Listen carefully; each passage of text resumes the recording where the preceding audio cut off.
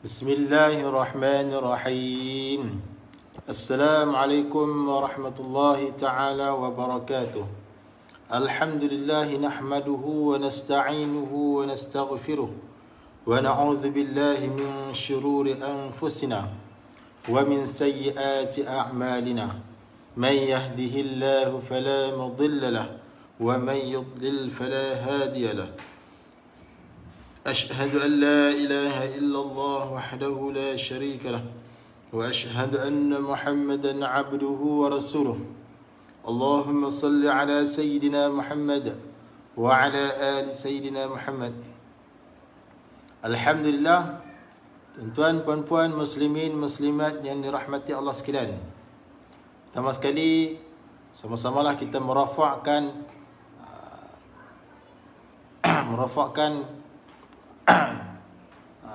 kesyukuran kita kepada Allah Subhanahu wa taala, kerana dengan limpah kurnia daripada Allah Subhanahu wa taala dapat sama-sama sekali lagi pada petang ini kita bersiaran langsung daripada kelas qiraati Rawdatul Jannah, yang mana pada petang ini kita akan menyambung kembali perbahasan ataupun ulang kaji kita berkaitan dengan sifat huruf yang seterusnya. Masih lagi menggunakan buku ni, buku tajwid ini. Kepada sesiapa yang ada buku tajwid ini, sila buka muka surat 78. Baik, jadi sifat huruf pada petang ini berkaitan dengan sifat itbaq dan pasangannya iaitu infitah. Itbaq lawannya adalah infitah ataupun pasangannya. Baik. Jadi itbaq, apa dia itbaq? Itbaq kalau kita tengok dalam buku ni, dia kata meletakkan lidah. Ni. Itbaq dia kata dalam buku ni, dia kata meletakkan lidah menghala ke atas. Meletakkan lidah menghala ke atas secara bertentangan dengan langit-langit. Itbaq tu, lidah kita tu menghala lidah, meletakkan lidah menghala ke atas secara bertentangan. Bahagian tengah lidah tu. Bahagian tengah lidah tu dia menghala ke langit. Ni dia langit keras. Lebih kurang lah. Lebih kurang dia naik macam tu. Ni tengah lidah ni dia menghala ke dia langit keras dalam mulut kita tu. Tu dimaksudkan meletakkan lidah menghala ke atas. Menghala ke atas ni, menghala ke atas secara bertentangan dengan langit-langit. Baik, dalam kitab yang lain dia kata itbaq adalah ketika menyebut huruf itbaq, ketika menyebut huruf itbaq iaitu huruf sad, dad, ta, dha. Dia ada 4 huruf lah. Sad, dad, ta, dha. Ada 4 huruf. Ketika kita menyebut huruf itbaq, maka terangkat tengah lidah. Ni tengah lidah ni. Ni hujung lidah. Ni tengah lidah ni. Ni pangkal lidah. Terangkat tengah lidah itu dan berdempet tengah lidah dengan langit-langit di atas. Tengah lidah tu dia naik berdempet dengan langit-langit keras. Tu maksudkan dengan itbaq. Bahagian tengah lidah tu dia naik, dia melengkung naik, dia rapat dengan langit keras. Itulah dimaksudkan dengan itbaq. Ada 4 huruf, sad, dad, ta, dha. Ada 4 huruf. Maknanya huruf ini 4 huruf ini sad, dad, ta, dha adalah huruf yang paling tebal, huruf yang paling kuat lah. Yang mana ada buku boleh ulang lah. Baik. Sekali lagi, itbaq, sifat itbaq ni apa dia? Sifat itbaq dia kata meletakkan lidah menghala ke atas. Meletakkan lidah menghala ke atas secara bertentangan dengan langit-langit. Bahagian tengah lidah tu. Ni kata lidah kita, daun lidah kita. Ni orang panggil hujung lidah. Ni tengah lidah. Dan di sini pangkal lidah. Yang kata itbaq tu apa? Ni, bahagian tengah lidah ni dia naik, dia melengkung naik ke rapat dengan langit keras. Baik, hurufnya ada 4. Sad, dad, ta, dha. Jadi apabila kita sebut huruf ni, tengah lidah kita itu merapat. Tengah lidah tu dia melengkung rapat dengan langit keras. Apabila jadi macam tu, maka sebutan huruf-huruf 4 tadi, sad, dad, ta, dha, maka sebutan dia jadi tebal. Sa. Tengah lidah tu naik. Sa. Da. Ta. Dha. Jadi sebutan dia tebal. Sebutan dia tebal disebabkan tengah lidah tu menaik merapat dengan langit keras. Itu dimaksudkan dengan itbaq, sifat itbaq. Jadi antara banyak-banyak huruf hijaiyah ada 28 khilaf. Ada setengah kata 29. Jadi dalam banyak-banyak huruf hijaiyah, yang paling tebal, yang paling kuat adalah 4 huruf ni lah. Sad, dad, ta, dha. Yang tu kena ingat lah. Jadi kalau kita baca huruf ni, kita jumpa dalam Quran memang banyak lah. Dalam surah Fatihah pun ada. Surah apa-apa surah pun mesti akan jumpa huruf sad, dad, ta, dha. Bila kita baca, kita sebut huruf ni, pastikan bunyi dia tebal. Contoh dia dalam surah Al-Fatihah kan, huruf sad.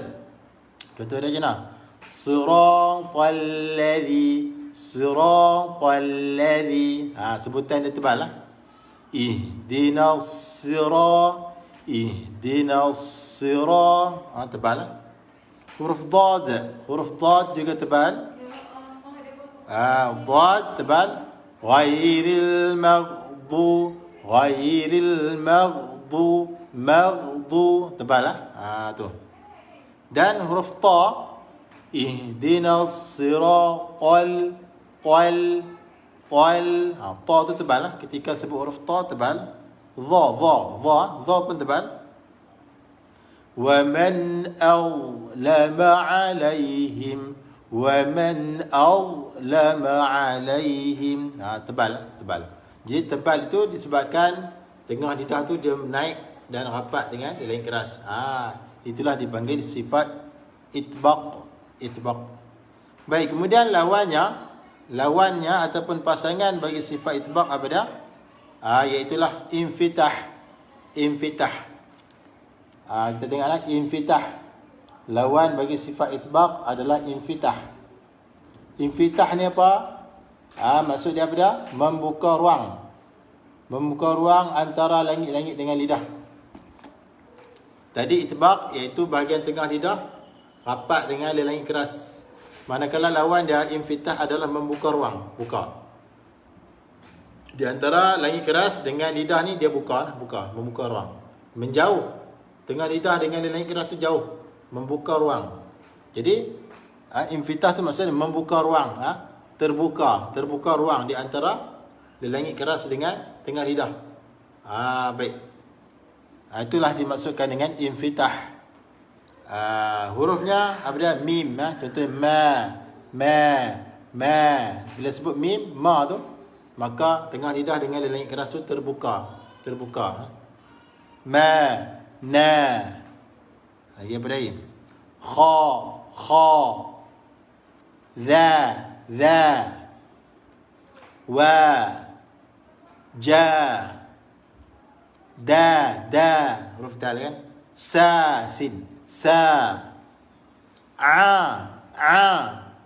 Alhamdulillahi rabbil alamin. Kena buka mulut, terbuka. Terbuka ruang di antara tengah lidah dengan langit keras. Terbuka itulah dipanggil infitah. Ta. Fa. Za. Ka. Ha. Qa. La. Ha. Sha. Ra. Ba. Gha. Tha. Ya. Jadi huruf-huruf yang telah saya sebutkan sebentar tadi, apabila kita baca dah, maka tengah lidah dengan langit keras tu terbuka. Sebab itulah dipanggil infitah. Maka apabila terbuka, terbuka tengah lidah dengan leleng keras, maka sebutan dia menjadi nipis. Berbeza dengan sifat itbaq tadi. Kalau sifat itbaq tadi, sebutan dia tebal disebabkan tengah lidah tu rapat dengan leleng keras. Dha, sa, ta, dha. Tu tebal.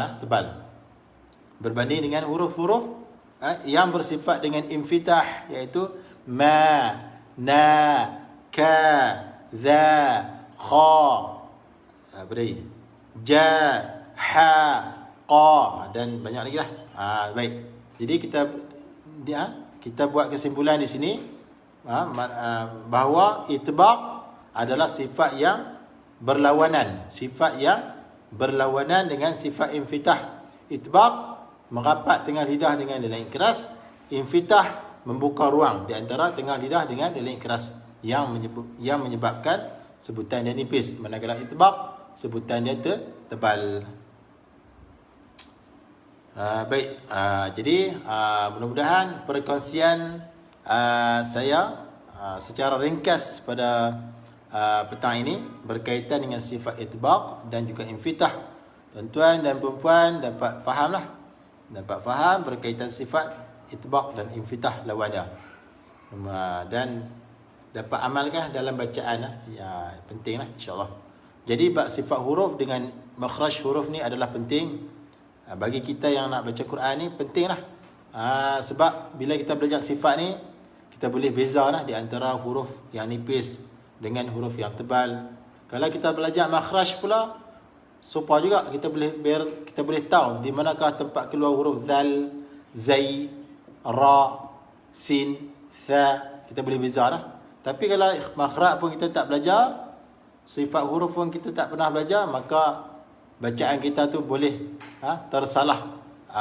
Huruf tha kita kata sin, sa, tha, sa, sa. Bezalah. 3 huruf tu beza. Zai dengan dal tak boleh nak beza.